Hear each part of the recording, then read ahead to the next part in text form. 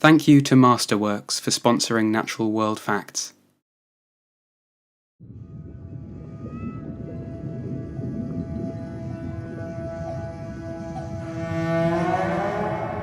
In the depths of the ocean, life moves to a slower tune. This place is a world within our world, a place of silence, emptiness, and darkness, where wonders are found drifting in a formless void. With every new discovery that is made in this fascinating world, we come a little closer to understanding the processes at play, and the more complex it starts to appear. In 1843, naturalist Edward Forbes proposed the abyssus theory, in which he postulated that the abundance and variety of marine life decreases with depth, and altogether ceases below 550 meters. Of course, this theory is long superseded, and we know now that the depths are home to remarkable biodiversity, existing across an array of interconnected worlds. In the deep sea, life is concentrated at chemosynthetic oases, and communities that form where primary production is made possible via chemosynthesis, with bacteria converting hydrocarbons into food at cold seeps and hydrothermal vents.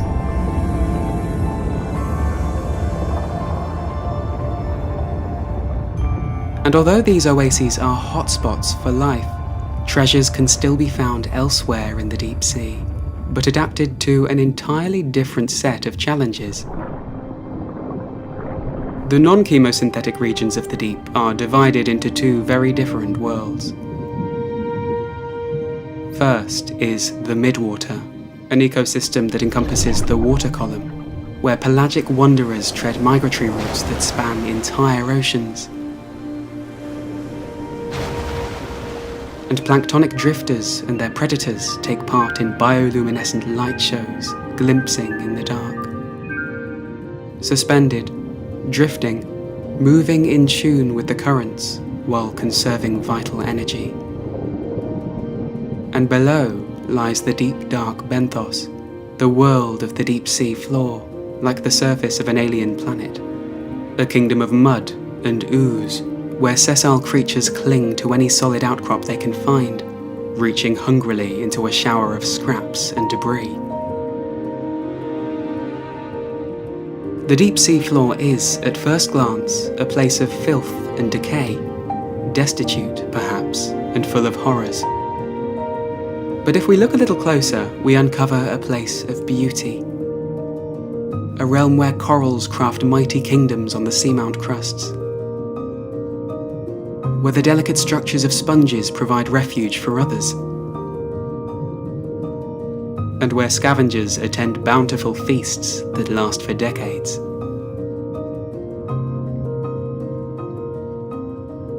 The two worlds of the deep could not be more different, and yet their stories are fundamentally intertwined, not just with each other, but with the rest of our planet.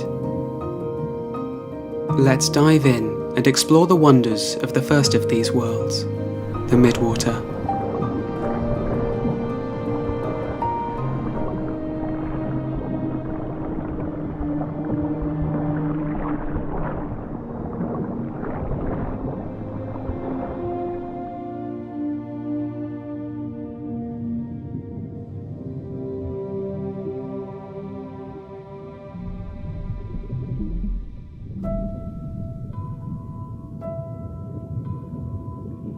The deep sea is defined as anywhere below a depth of 200 meters, and with the average depth of the ocean being 3,688 meters, that's an awful lot of deep sea.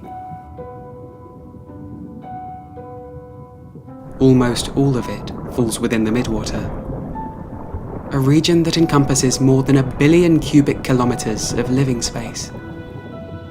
The largest ecosystem on the planet, and one of the most poorly understood.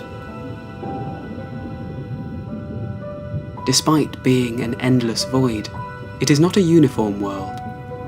We can divide it vertically into a series of zones based on depth and light levels, with each zone exhibiting its own challenges, and hosting unique creatures that take on an array of unusual adaptations to survive.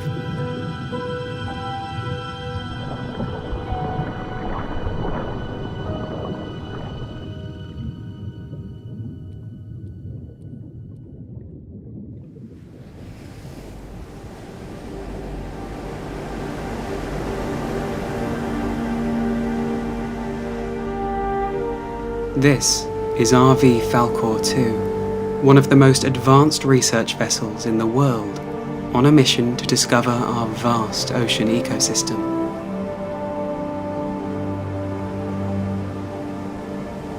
Since 2009, the non-profit oceanographic research foundation Schmidt Ocean Institute have been exploring the worlds of the deep.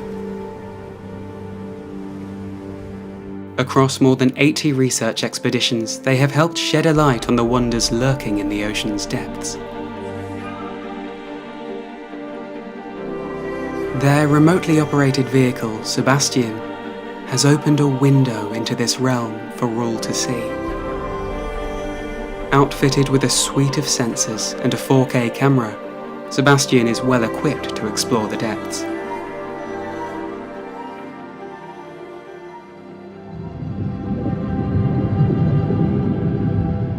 Sebastian is capable of diving to 4,500 meters down in the sunless depths of the Midnight Zone.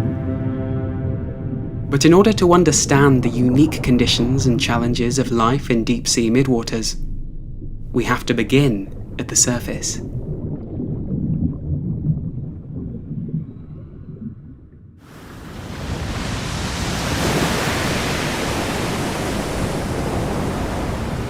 Here, the epipelagic or sunlight zone spans the upper limit of the water column, down to a depth of 200 meters. It's a vibrant world. More than 90% of all marine life dwells here, and much of that belongs to the bustling cities of coral in the tropics, where food, shelter, and reproductive partners are not in short supply.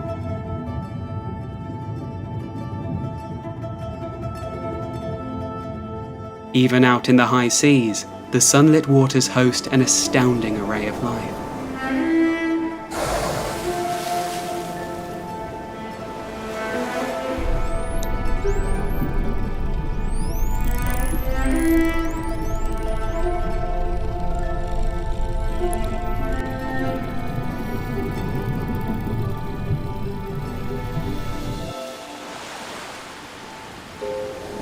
By developing a gas-filled float called a pneumatophore, the Portuguese man-of-war drifts at the surface and uses wind to move, while downward-facing tentacles are used to feed.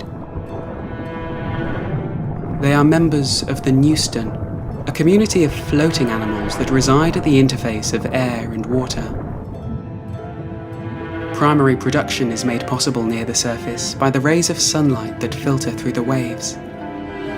Microscopic plant-like animals called phytoplankton take on the role of producers, converting water and carbon dioxide into oxygen and glucose via photosynthesis. The biomass produced by this process supports all non-chemosynthetic life in the oceans. And without it, the depths below would starve.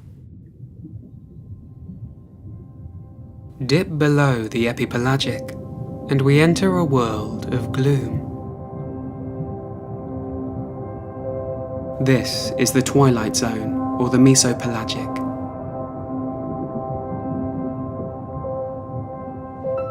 From now on, we are in the deep sea. And already, at just below 200 meters, survival is more of a challenge. There is not enough light for photosynthesis, and the great blooms of phytoplankton are absent.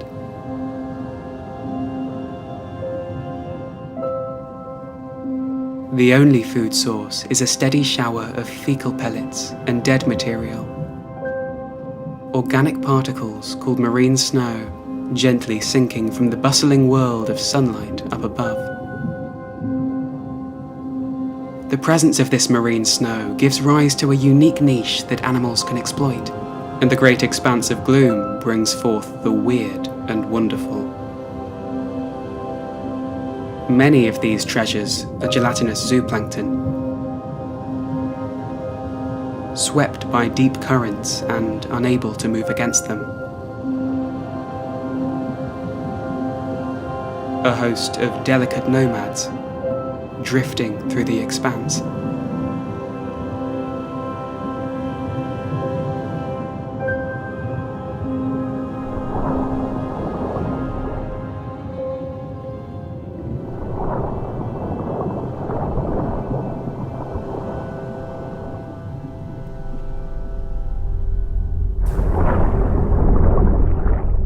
The gossamer worm, or Tomopteris, is a segmented worm belonging to a group called polychaetes, meaning many bristles. And unlike its cousin, the earthworm, it moves not through sediment, but through the open ocean. It undulates its bristles like the paddles of a canoe in order to swim. And after it's fed, the gut within its transparent body reveals the colour of its last meal. But this can blow their cover, since many of the animals it eats are bioluminescent, creating light through a series of chemical reactions. There are others that have found creative ways to overcome this challenge.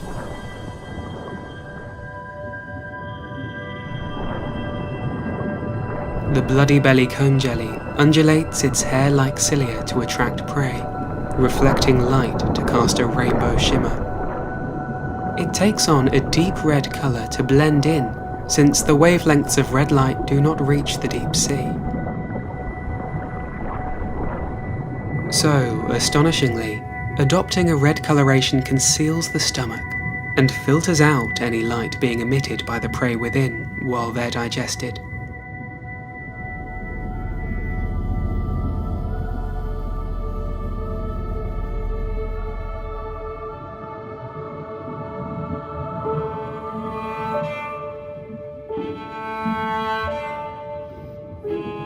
There are relatives of snails here too, like Cardiopoda placenta, a rare pelagic gastropod.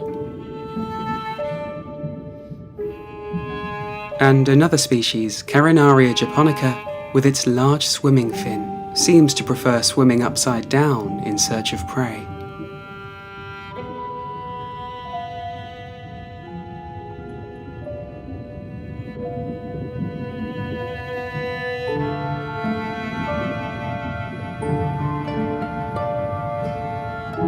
Siphonophores, related to jellyfish, are not one organism, but many. They are drifting colonies of tiny animals called zooids that work together and partition biological functions between different structures.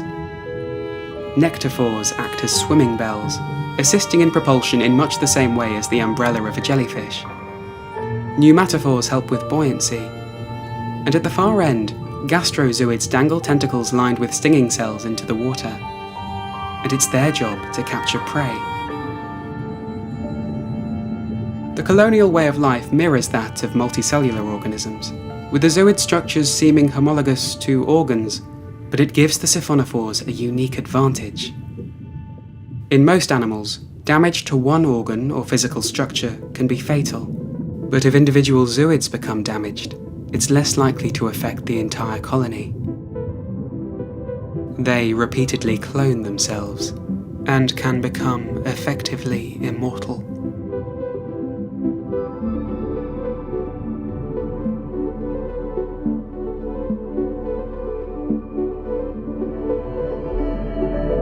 This siphonophore, belonging to the genus Apolemia, is thought by scientists to be the longest animal that has ever been observed. Rough calculations, based on the position of the ROV, suggest that it reached 50 meters in length. Longer even than a blue whale.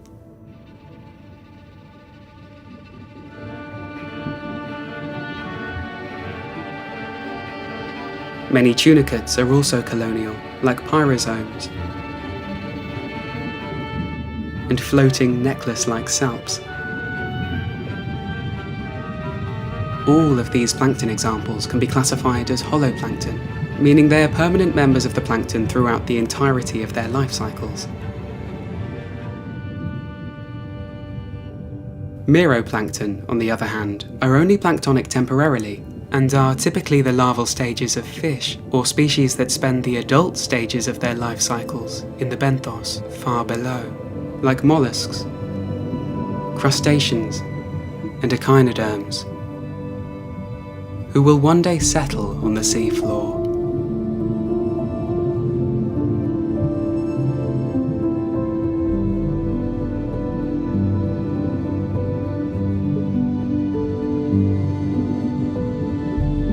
For some animals, the reverse is true, and it's the larval stage that's sessile. The life cycle of many jellyfish begins with a polyp form on the seabed. Planular larvae settle and develop into a scyphistoma, before asexually reproducing to create a stack of developing juvenile medusae called a strobila.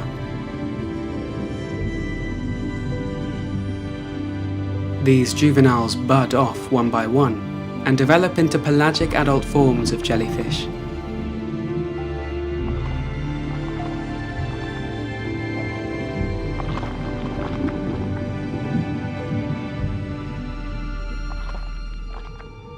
And the midwaters are full of them.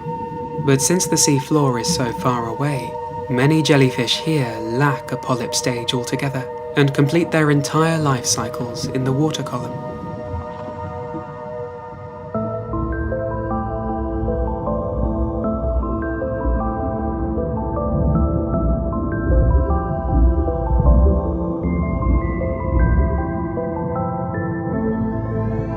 Some host the young larvae within their bell as they develop.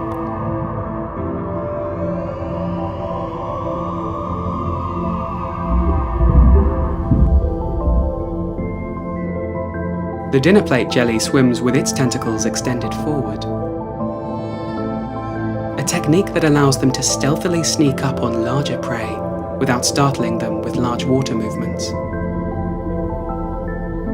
Remember, in all the footage we're seeing, the lights of an ROV are illuminating the animals and the surrounding waters, so it's hard to imagine just how difficult it would be for prey to avoid slow-moving predators like this one in the gloom.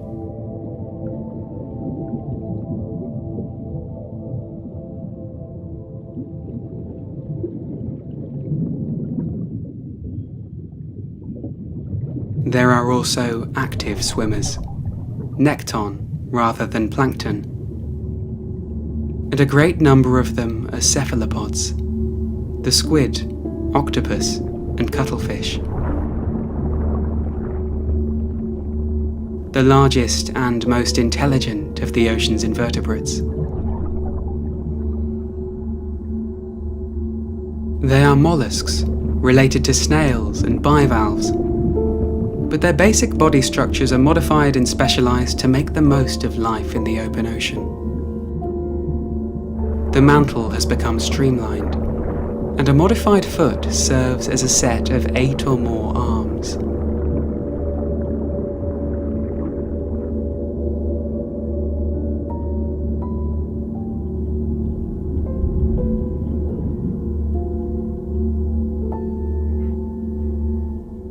At 650 meters down, we find an octopus that is almost entirely see-through.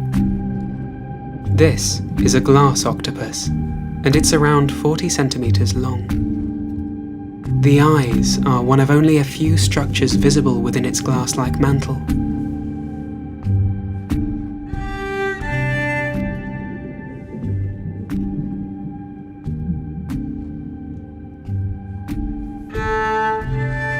The glass squid, with its bulging eyes, has also developed a body that is transparent. Most of the time. When it suits them, they change the colour of their skin and fill their mantle with ink to turn deep red. Their ink also contains ammonia, which is lighter than seawater and allows the squid to remain buoyant. See-through animals are more abundant in the deep ocean than anywhere else. In the depths, there are no harmful UV rays to necessitate cell pigmentation as a way to protect them from solar radiation.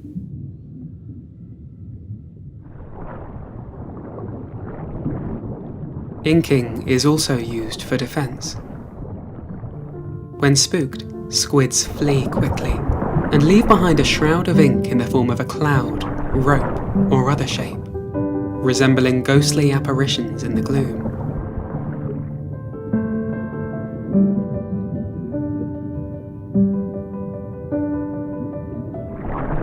The ink masses are thought to be animal lookalikes, dubbed pseudomorphs, and they serve as a decoy.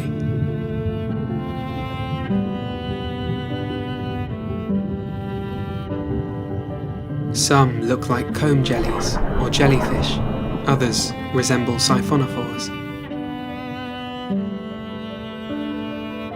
In some cases, it may be advantageous for the squid itself to look like another animal. Juveniles of the sword-tail squid were observed mimicking siphonophores of the genus Nonomia. When young, they possess ornate tails that double the length of their bodies and seem to copy the shape and colours of their gelatinous neighbours.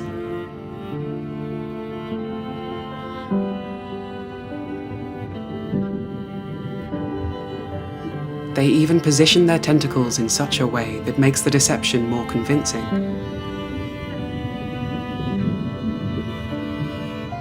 Siphonophores are not a dense source of food. They are mainly water, and this, coupled with the stinging cells that line their bodies, means they are not on the menu for many animals. And so, the juvenile sword-tail squid appear unpalatable to predators, who mistake them for the siphonophores.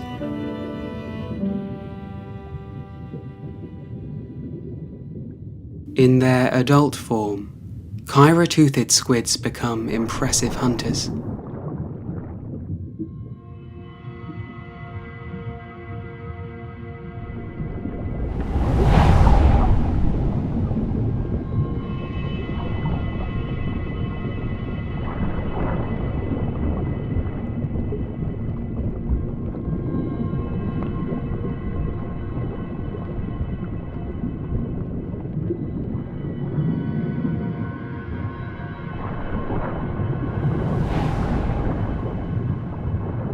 The two feeding tentacles are expelled rapidly, tipped with clubs at the end, lined with suckers for grabbing prey.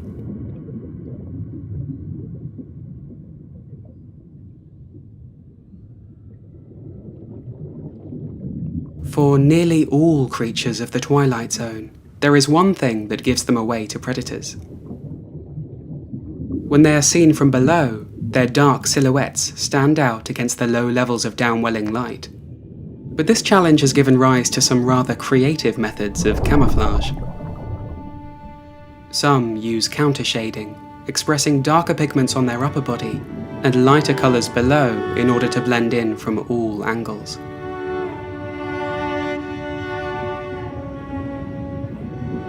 Others achieve this effect to a greater degree by emitting their own light.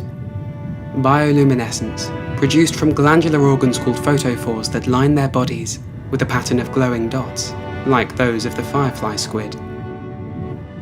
As they ascend, they increase the intensity of their lights to match the levels of sunlight radiating from above. This principle even gave rise to a naval tactic called diffused light camouflage, where counter-illumination was used to make ships blend in against the backdrop of the night sky.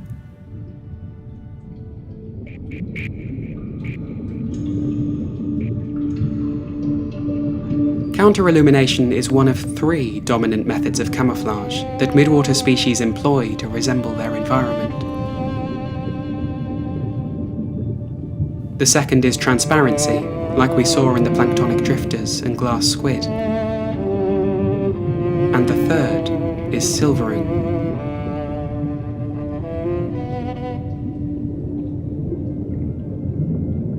Lacking scales and instead covered with highly reflective skin consisting of microscopic guanine crystals, the needle-like cutlass fish resembles polished steel. This effectively imitates transparency, since although it stands out in the lights of an ROV, the vertically oriented mirror makes these fish invisible from the side in the dusky water.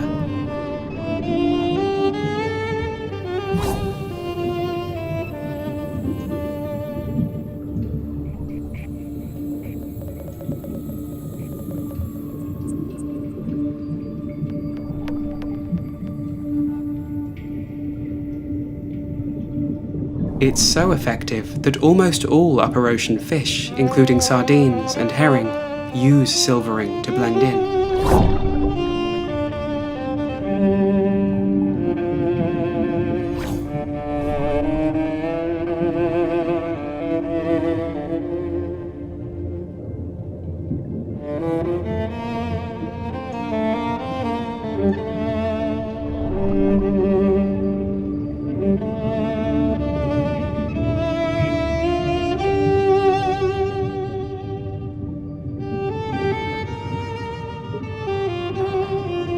The hatchetfish has a laterally flattened body just a few millimeters thick, making it almost invisible from head on and below.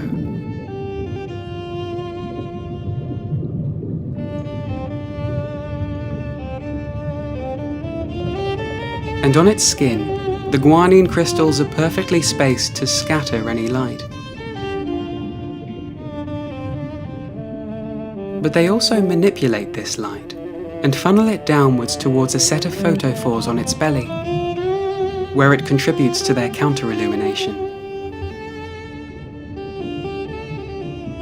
This serves a dual purpose, for towards the deeper extent of their range, the downward scattering of light via their photophores may throw off the searchlights of midnight predators.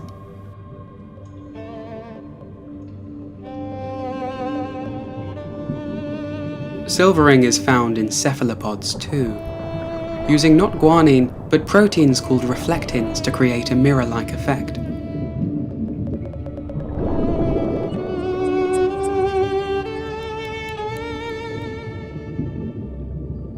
One squid species has undergone the deep-sea equivalent of extreme body modifications. This is the cockeyed squid. One of its eyes is very big, and the other rather small. It positions itself in the water column so that the small eye looks downwards, spying for flashes of bioluminescence in the blackness below.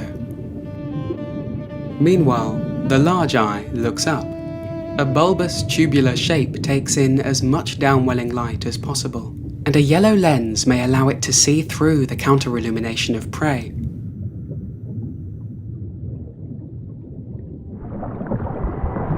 There's a reason why so many adaptations here converge on looking upwards and taking in more light. By living at an intermediate depth, creatures of the Twilight Zone have an advantage. The light levels are low enough that the gloom provides a level of protection, but just enough light remains that animals can use their remarkable light sensitivity to identify the coming of the night. A time when predators of the surface waters become less active. And in response, every night, the denizens of the deep pay a visit to the shallows to feed on the abundant phytoplankton. It's a phenomenon called the Diel vertical migration.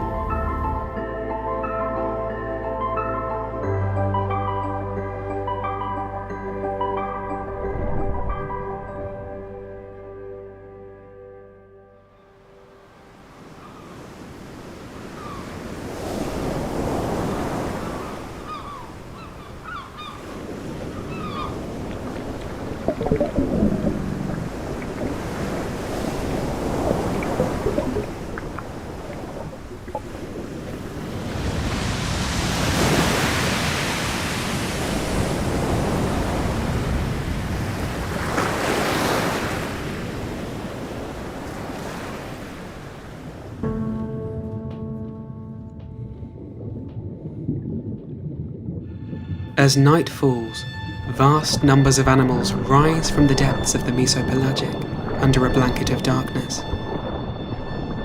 Deep-sea jellyfish, siphonophores, squid, and many others gather near the surface to feed.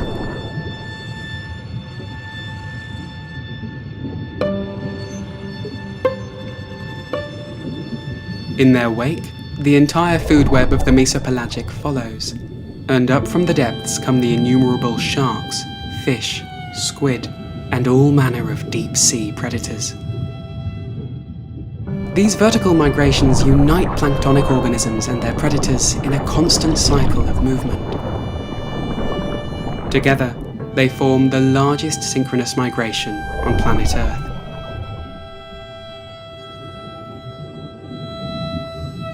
It's been postulated that animals may migrate at night to remain in their preferred light climate, or isolume. Using this ability, an estimated 5 billion metric tons of organisms migrate up towards the surface every night, and migrate back down come the dawn. A mass movement so dense that it was first discovered when echo sounders on board World War II US Navy vessels detected the gathering of animals as a mysterious second floor in the ocean, far shallower than the ocean bottom was thought to be. As a gathering of creatures from vastly different groups, the migration is a vertical feast that fuels the ocean's food web. Take the lanternfish, for example. They are the most widely distributed and abundant vertebrates on the planet, with an estimated global biomass of up to 16 gigatons and accounting for 65% of all fish biomass in the deep ocean. Because of this, they are a crucial food supply for many animals and a fundamental link in marine food webs. Their most notable predators are the red devil squid, which gather in shoals of up to 1,200 individuals near the surface every night.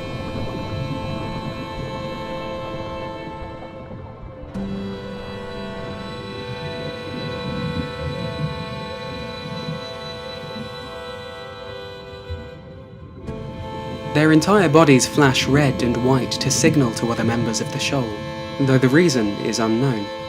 It may be an invitation to reproduce, or perhaps it's to warn others not to get too close, for when the supply of lanternfish runs out, they turn on each other.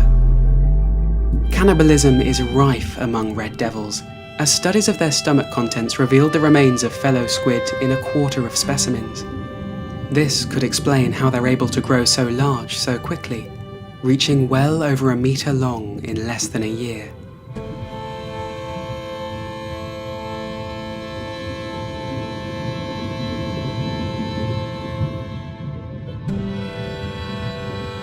The 24-hour cycle of the vertical migration is one of the great forces that shapes the diversity and productivity of entire oceans.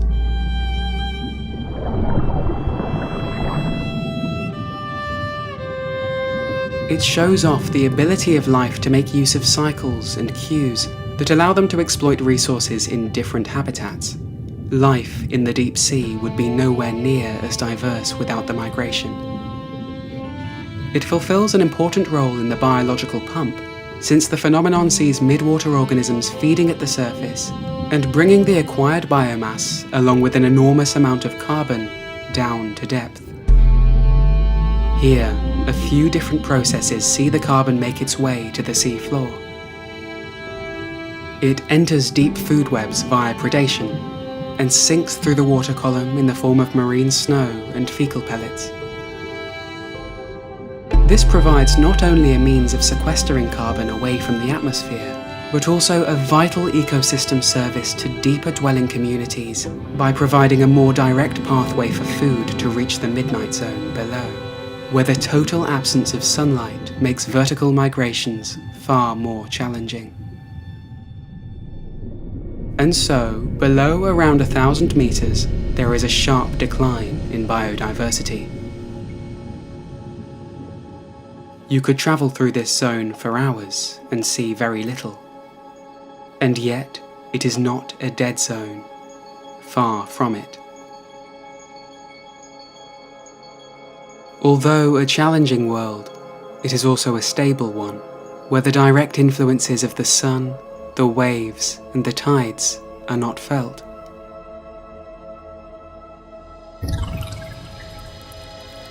Creating a habitat that has barely changed at all in millions of years. In the next episode, we'll explore the elusive wonders of the Midnight Zone. A place of giants and deceivers.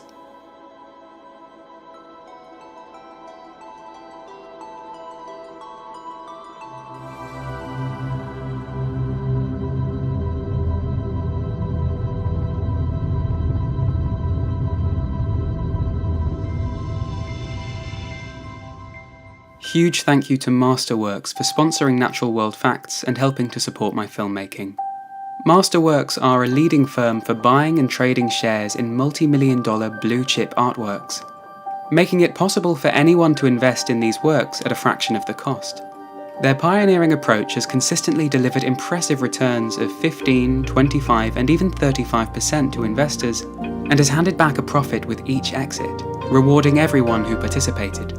Even during the turbulent times of the stock market's worst year since the 2008 crash, Masterworks has managed to sell a staggering $45 million worth of art. And here's the best part. Those net proceeds are directly distributed to investors like you, allowing you to reap the benefits of this thriving market.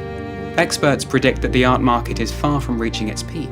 In fact, they anticipate a mind-boggling growth of $1 trillion by 2026. Because of these prospects, Masterworks has a waitlist for participants. But in support of my channel, they have kindly provided exclusive passes for viewers, allowing you to skip the waitlist and enjoy priority access to the service. Find out more in the video description down below.